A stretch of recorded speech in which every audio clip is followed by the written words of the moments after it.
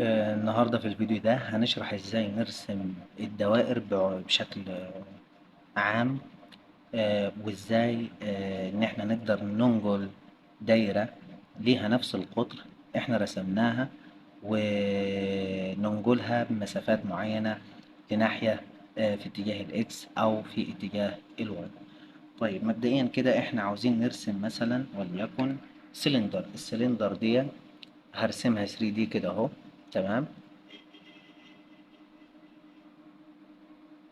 السلندر دي فيها دايرة اهي، طبعا سلندر مصمتة ما فيهاش تجويف يعني، لا، فيها دايرة هنا اهو، ودايرة فين، ودايرة من الناحية التانية أو الخلفية بتاعتها. طيب، من وجهة نظركم إن الدايرة دي هتكون على المحاور بتاعتنا في المستوى زد واي، وطبعا ده اكس. فمن الشكل بتاع الرسمة فهتكون الدايرة دي على المستوى زد واي، بيعمل لي مستوى. طيب وليكن ان الار بتاعة الدايرة دي ار 24، النص القطر بتاعها، وكذلك مين النهاية بتاعتها هنا الدايرة دي بتكون برضو نفس نص القطر ار 24. طيب علشان اعرف ارسم الدايرة دي بعد ما انا رسمت دي، لازم اشوف الدايرة دي تبعد عن مركز الدايرة دي بمسافة قد ايه، لانهم هما الاتنين على نفس ايه، على نفس ليهم نفس نص القطر اقصد، وعلى نفس الخط الواصل ما بين المركز بتاع الدايرة الأولى هو الخط الواصل لحد مركز الدايرة التانية. تمام كده. فعلشان أبدأ أرسم الدايرة دي بعد ما أنا رسمت دي لازم أنقل خطوات العمل.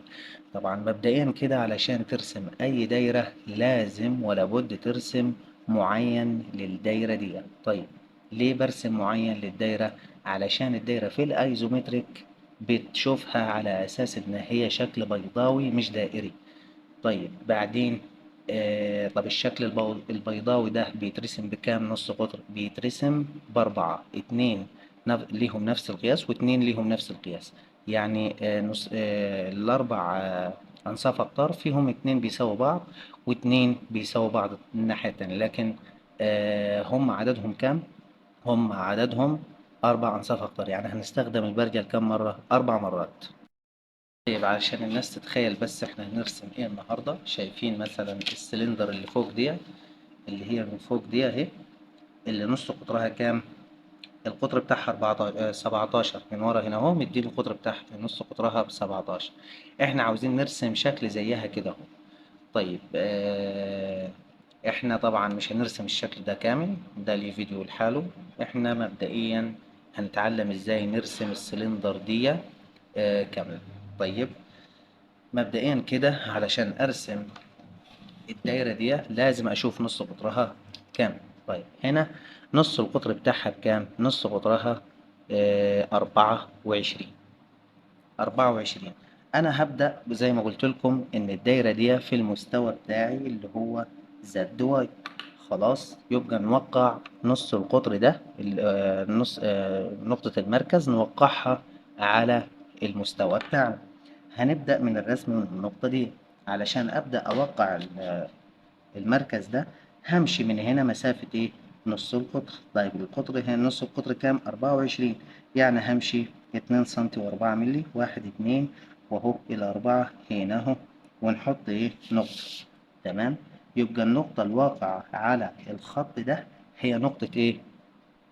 هي نقطة المركز بتاع الدايرة. طيب بعدين الدايرة دي المركز بتاعها علشان أنا أبدأ أرسمها، مركزها هيكون في اتجاه الإكس، أقصد في اتجاه الزد، وفي اتجاه مين؟ في اتجاه الواي، زي ما هو واضح قدامي هنا أهو. يبقى أنا هعمل محاور في اتجاه الواي وفي اتجاه الزد. المحور بتاع الواي اوريدي معمول اهو، فاضل ان انا اعمل من نقطة المركز المحور بتاع ايه، بتاع الزد. محور خفيف كده اهو. تمام. المحور ده بيمر بمين؟ بيمر بنقطة المركز. طيب وبعدين بعد كده هناخد من نقطة التقاطع دي للمحور، وليكن النقطة دي اهي. هناخد من نقطة التقاطع دي ونقيس نص القطر بتاع الدايرة اللي هو كام؟ 24. نثبت المثلث على النقطة نفسها أو على المركز بالظبط كده أهو، وليكن عند ال13، وناخد على المحور واي مسافة 24 الناحية دي ومسافة 24 الناحية دي. طب أنا لو أخدت من النقطة دي و24 الناحية دي هيوصل لي فين؟ هيوصل لي عند إيه؟ عند نقطة الأصل اللي أنا ابتديت منها. طيب دي معمولة، الناحية التانية مش معمولة. ناخد 24 واحد اتنين والأربعة ونحط نقطة هنا أهو. تمام كده. يبقى أنا معايا نقطتين على محور الواي، من هنا لهنا 24 ومن هنا لهنا 24. بعد كده نقلب المثلث ونروح على المحور التاني بقى، سواء كان إيه؟ زد، سواء كان إكس، سواء المهم أي دايرة بيكون ليها محورين. هنا المحور التاني هو المحور زد. هناخد برضو نفس القياس بتاعنا على المحور، نقف عند سنتيمتر معين وليكن عند ال18 هنا اهو، وناخد 24 لفوق و24 لتحت هنا اهو، و24 لتحت يعني هنا. طبعا الخط مش واصل هنا، نوصله كويس. تمام. يبقى النقطة دي والنقطة دي كده أنا معايا النقطة دي يا شباب، معلش النقطة اللي فوق دي مش تبعنا. تمام. يبقى معانا نقطة اتنين تلاتة أربعة. ايه اللي هيحصل بقى؟ ان من كل نقطة هناخد متوازيات، والمتوازيات دي في الاخر هتكون لي شكل معين. طيب النقطة اللي على اتجاه الواي او على محور الواي ناخد لها موازي في المحور اللي التاني بقى اللي هو ايه؟ محور الزد. يبقى من عند النقطة دي اخد موازي للزد يعني عمودي كده اهو. مثبت المثلث على مسطرة، بس عشان مش باينة معانا انا مثبت المثلث على المسطرة، فكده هيطلع لي الخط ايه؟ الموازي، خط عمودي. اخد خط كده اهو خفيف جدا طبعا يمر بمين؟ بالنقطة دي. طيب من عند النقطة التانية اللي هي دي على نفس المحور اخد خط عمودي كده اهو. يبقى الخط اصلا كان اوريدي مرسوم فوق بس مش مرسوم من تحت. طيب من على الخط العمودي ده اللي احنا حددنا عليه القطر بتاعنا او نص قطر الدايرة اللي هتترسم، نرسم من عند كل نقطة موازي للمحور التاني بقى. يعني ده محور زد، فهنرسم موازي لمين؟ موازي لمحور واي. فنعمل المثلث ايه؟ موازي لمحور واي، نثبته على المسطرة. نيجي مثلا عند النقطة اللي من فوق دي، نثبت القلم عليها كده اهو، ونخبط المثلث في القلم ونشد خط من الموازي اللي أخدناه الناحية دي عند النقطة دي لحد الموازي اللي أخدناه للنقطة التانية هنا أهو كده. تمام. نيجي عند النقطة التانية اللي هي دي، نخبط المثلث فيها برضو وناخد الموازي بتاع الواي كده أهو. اترسم لي معين، المعين ده فين زواياه؟ معايا زاوية اتنين تلاتة أربعة. أكيد كلكم شايفين المعين ده. طيب وبعدين أعمل إيه؟ هنمسك الزوايا المنفرجة للمعين. فين الزوايا المنفرجة؟ دي زاوية منفرجة؟ لا طبعا، الزاوية المنفرجة هي دي ودي. طب نعمل فيهم إيه؟ نمسك زاوية زاوية ونوصلها بالنقطة المقابلة ليها. الزاوية دي فين النقطة المقابلة ليها؟ هل هي دي؟ أكيد لا. هل هي دي؟ أيوه هي دي. يبقى نمسك النقطة دي كده أهو ونوصلها بالزاوية من عند راس الزاوية بالظبط ونوصل. أدي أول خط. نفس الزاوية في نقطة تانية مقابلة ليها هنا أهو، أهو نوصلها برضو بنفس الزاوية. يبقى الزاوية الواحدة هتتوصل بإيه؟ بنقطتين في المعين اللي حصل، والنقطتين دول هما النقاط اللي أنا أخدت منهم المحاور أو نقاط التقاطع بتاعة المحور الأصلي بتاع الدايرة مع مين؟ مع المحاور المتوازيات اللي احنا أخدناها. فين الزاوية المنفرجة التانية؟ أهي. فين الراس بتاعتها؟ هنا أهو. هوصلها بالإيه؟ بالنقطة المقابلة ليها اللي هي هنا. تمام كده. نفس الزاوية بالنقطة المقابلة ليها اللي هي فين؟ اللي هي هنا. تمام كده. اترسم معايا شوية أشكال متقاطعين، علشان ما نتوهش هنمسك مين؟ هنمسك الزوايا المنفرجة. هرسم الشكل بتاعي أو هرسم الدايرة بتاعتي منين؟ من 4 نقاط. أول نقطتين هما إيه؟ الزوايا المنفرجة. يبقى هنا عندي نقطة هثبت فيها البرجل، هنا نقطة هثبت فيها البرجل. تمام كده. دول أول نقطتين معروفين. طيب النقطتين التانيين هما فين؟ هي نقاط التقاطع بتاعة الخطوط اللي انت وصلتها من الزوايا لمين؟ للنقاط المقابلة ليها. طب أنا الزاوية دي وصلتها بالنقطة دي، والزاوية دي وصلتها بالنقطة دي، اتقاطعوا مع بعض في نقطة هنا اهو. يبقى ده بيمثل لي مركز لقوس هرسمه. الناحية التانية الزاوية دي وصلتها بدي ودي وصلتها بدي، هيتكون معايا ايه؟ تقاطع هنا.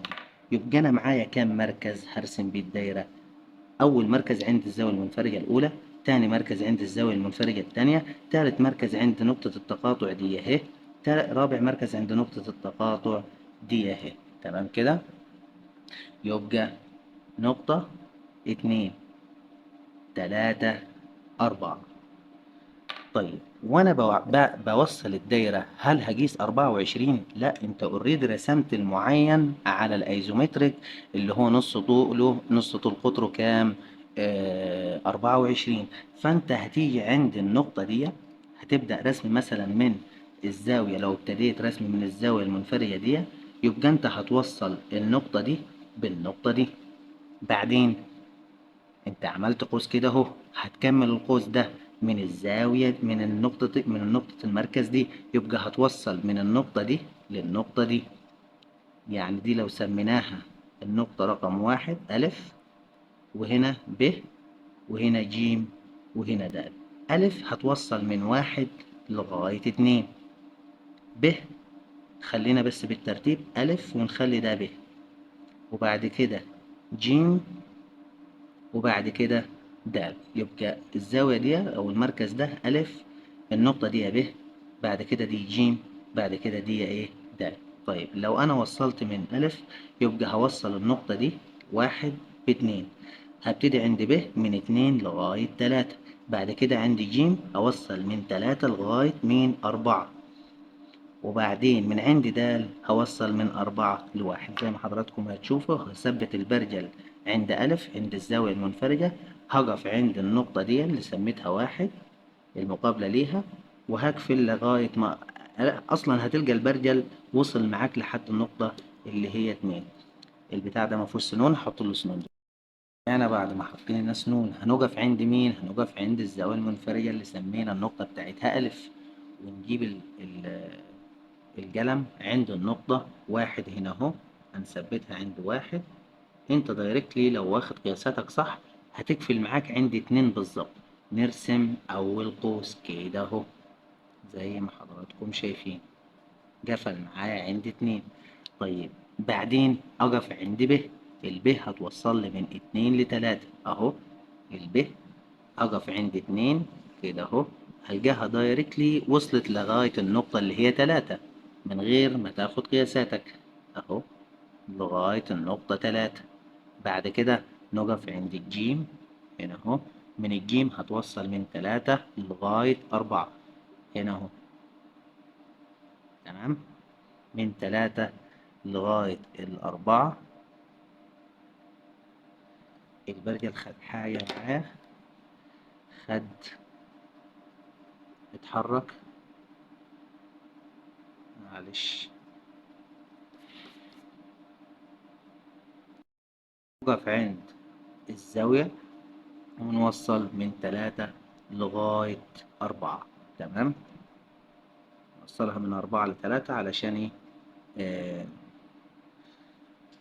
العدلة بتاعتها يعني. طيب بعد كده فاضل القوس الأخير اللي هو الدال ده.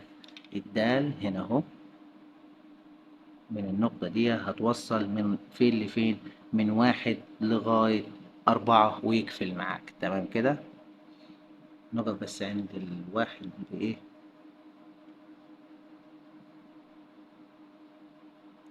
مقفناش كويس. تقف كويس علشان البرجل يقفل معاك. تمام. نوصل تترسم أول دايرة معانا. تمام كده. طيب دلوقتي احنا رسمنا الدايرة اللي هي فين دي، الدايرة اللي حضراتكم شايفينها دي. تمام. عاوزين نرسم الدايرة دي، فهو لازم يديلك المسافة من هنا لغاية هنا بكام؟ لازم يديلك المسافة دي. طب علشان يديها لك ممكن نرسمها مثلا على 50 ملي، على حسب طبعا الرسم اللي هيكون معاك، مليمتر. تمام. المسافة من هنا لغاية هنا، أو من المركز ده للمركز ده. في الحالة دي الدايرة اللي ورا دي هي ليها نفس قطر الدايرة دي، فأنت المفروض تنقل المركز ده مسافة كام؟ مسافة 5 سنتي أو 50 مليمتر. وبعد كده ترسم المعين من تاني وتوصل الزوايا وتمام. فإحنا مش هنعمل الكلام ده. كل اللي إحنا هنعمله إن إحنا هناخد آه، متوازيات للنقاط اللي احنا رسمنا منها، والنقاط اللي هو انتهى عندها الرسم وابتدى من عندها الرسم زي كده اهو. اول حاجة ناخد موازي للاكس كده اهو، الخط اللي هو ده طبعا موازي للاكس، يبقى نشد خط موازي للاكس من عند النقطة دي اهو. انا مثبت المثلث على المسطرة، يبقى نقطة المركز دي ناخدها ايه؟ موازي للاكس. نثبت كويس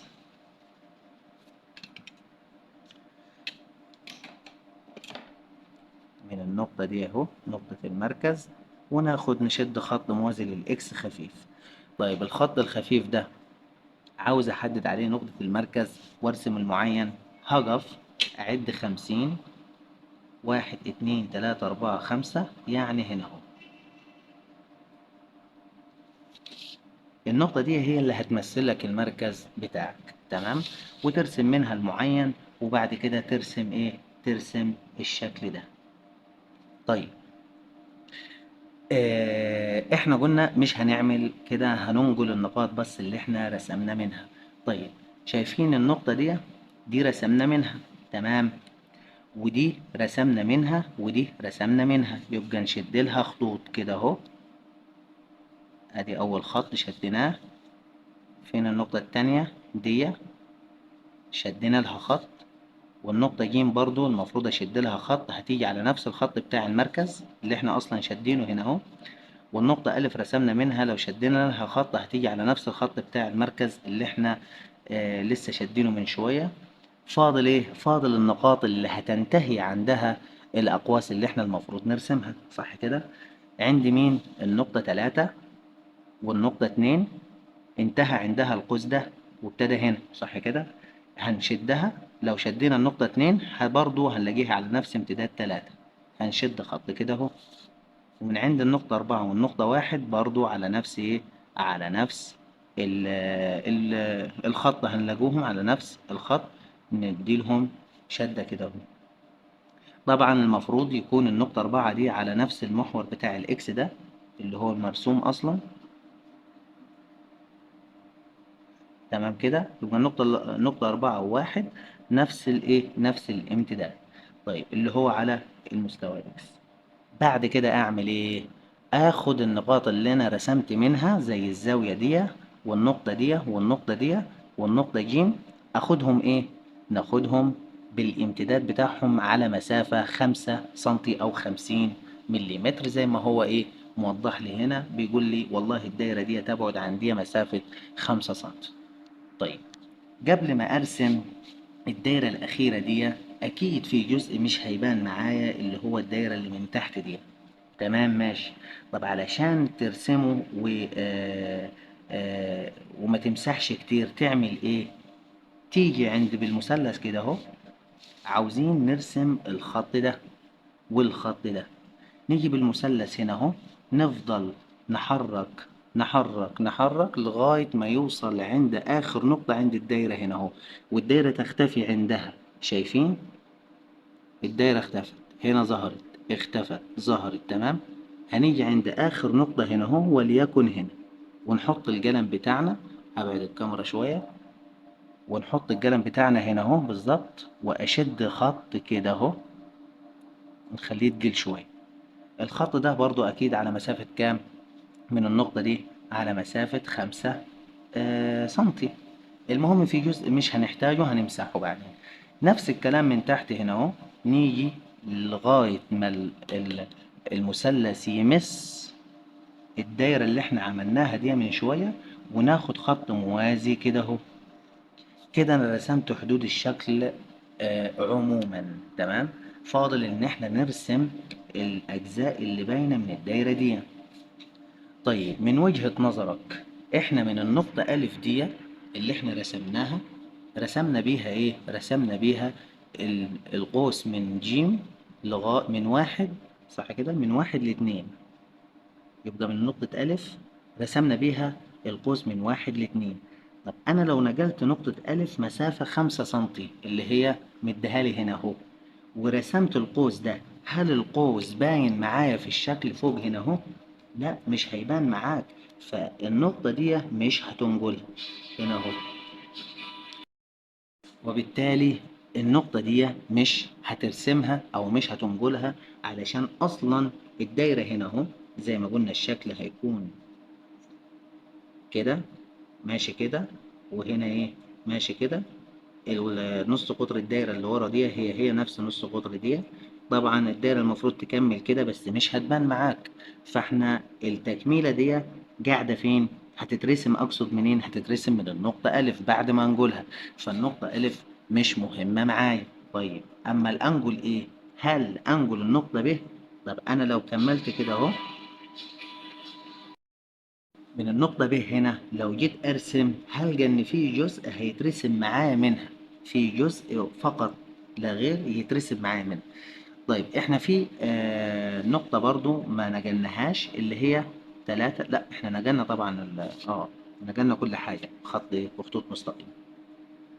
هلقى إن ممكن يظهر معايا جزء من فين لفين، من الخط اللي احنا رسمناه لغاية مين؟ لغاية الخط بتاع 3 ده. هنشوف دلوقتي. يبقى احنا أول حاجة هننقل مين؟ هننقل النقطة ج. طب ليه هنقل النقطة ج؟ لأن النقطة ج رسمت منها من 3 لغاية 4، وأنا لو بصيت على الشكل هلقى اللي من 3 لغاية 4 دي من فوق، وفعلا اللي ظاهر معايا هنا هو اللي من فوق. طب النقطة ج دي أنقلها مسافة كام؟ هتنقلها مسافة نفس المسافة اللي احنا أخدناها من هنا، اللي هو 50 مليمتر أو 5 سنتي. يبقى من النقطة ج نقف هنا أهو على سنتيمتر معين، ونقف على الخط اللي احنا مديناه اللي هو بتاعها وبتاع نص القطر، نص المركز اقصد، وبتاع برضو النقطة ج. يبقى الثلاث نقاط دول على خط واحد اصلا. فاحنا نقف عند ج مثلا، وليكن عند كام ج دي؟ عند 12 21، عند سنتيمتر 21. هنعد كام؟ هنعد من 21 5 سنتي كده اهو. 1 2 3 4 5. الله، ده ظهرت لي عند النقطة ألف أو بعد ألف بسنة صغيرة يعني كده. عند النقطة ألف هنا أهو. يبقى النقطة دي هي مين؟ هي جيم في الاتجاه ده، بس على إيه؟ على امتداد كام؟ على امتداد 5 سنتي. أهي النقطة يا شباب علشان بس محدش يتوه مننا. النقطة أهي جنب ألف بالظبط، يعني ألف بتاعت الزاوية دي اللي هي هنا، جيم اللي هي هنا. طيب أعمل إيه تاني؟ نقف عند إيه؟ عايزين نرسم بقى اللي هو النقطة جيم دي، نرسم لها القوس بتاعها. فأنا أعاير بالبرجل بتاعي القوس اللي اترسم من عند النقطة جيم أول حاجة كده أهو. أقف عند جيم هنا أهو، وأعاير من 3 لغاية إيه؟ 4، نفس إيه؟ نفس الفتحة. يبقى البرجل هنا مفتوح معايا نفس الفتحة دي. طب بعدين الفتحة دي هتنتهي معاك عند مين؟ عند الخط ده لحد ما تضرب في الخط ده. وعند إيه تاني؟ عند الخط بتاع 4 ده، صح كده؟ لأ، عند الخط بتاع 1 كمان اللي هو مين أصلا؟ لحظة كده، اللي هو بتاع 4. يعني الخط بتاع 4 ده هو خط مين؟ 1. هو النقطة بتاعت إيه؟ الإكس. طبعا الإكس دي علشان محدش يتوه، هو المحور ده اللي احنا رسمناه. تمام. المحور ده اللي احنا لسه رسمينه، اللي ابتدينا بيه الرسم أقصد. والبرجل لسه مفتوح معايا. اقف عند مين؟ اقف عند النقطة ج اللي احنا اخدنا قياسها من شوية كده اهو. تمام. طيب بعدين هوصل ما بين الخط الموازي للنقطة 3 اللي هو ده، اللي هي اصلا كانت عند النقطة 2. عند 3 اقصد، عند 3. وبعد كده توصل عند النقطة الخط الموازي للنقطة 4 اللي هو مين؟ نقطة الاكس، اللي هي محور الاكس اصلا. يبقى من الخط ده للخط ده كده اهو. طيب وبعدين عايزين نرسم المكملات. معايا مين تاني ارسم منه؟ معايا برضو د وب. قلنا ألف مش هيبان معانا علشان كده سيبناه. نيجي عند الدال دي اللي احنا مدينا لها خط، ننقلها كمان كام سنتي على الاتجاه ده؟ ننقلها 5 سنتي. 1 2 3 4 5 هنا اهو.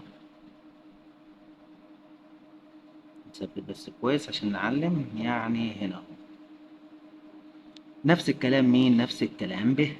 نقف عند النقطة ب ونرسم أو ننقلها كام سنتي؟ 5 سنتي برضو. 1 2 3 4 5 ونحط ايه؟ النقطة بتاعتنا.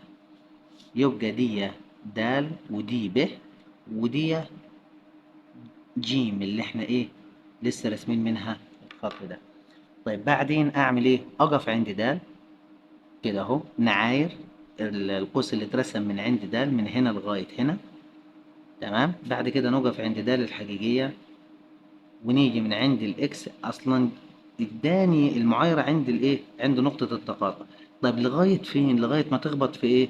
لغاية ما تخبط في الخط اللي انت لسه رسمه بتاع حدود الرسمة بتاعك كده اهو. يبقى انت الخط ده ماله؟ مش عاوزه.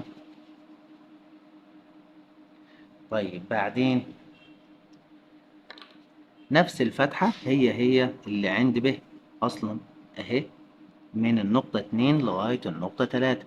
تقف عند مين؟ تقف عند ب اللي انت لسه ناجلها. ومن هيديلك برضو فين؟ اللي هي ايه؟ بداية التقاطع بتاع القوس اللي احنا رسمناه مع النقطة 3. نوصل من 3 لغاية ما تقطع مين؟ الايه؟ اللي اسمه ايه ده؟ الخط الموازي اللي احنا اخدناه بتاع نهاية الرسمة. وبكده تكون انت رسمت الشكل الايه؟ الدائري، وعرفت تنقل الدايرة بتاعتك. بس كده. بدل ما كنا هنرسم معين تاني ونقطع ونمسح، هتلاقي هنا الدنيا باظت منك خالص وتمسح النقاط ومش عارف وايه. طيب بعد كده في حاجة تاني عايزين نعملها. لو هو في تجويف كده اهو، هنا اهو دايرة برضو تاني، والدايرة دي نص قطرها وليكن كام؟ دي قلنا 24 الكبيرة. الصغيرة نخليها ايه؟ 14 مثلا. هنرسم لازم بقى، لازم نرسم معين تاني. ناخد من هنا 14 ونحط نقطة، 14 ونحط نقطة، ومن فوق 14 ونحط نقطة، 14 ونحط نقطة، ونرسم معين بتاعنا. ومن الزوايا المنفرجة بتاعتي نوصل ويظهر معانا معين نفس الكبير ده بس صغير شوية، نفس شكل الكبير بس صغير شوية. بعد كده نعمل الأقواس بتاعتنا من التقاطعات كلها ومن الايه؟ الزوايا المنفرجة اللي هتظهر، وترسم التجويف وهيظهر معاك كده. بس كده.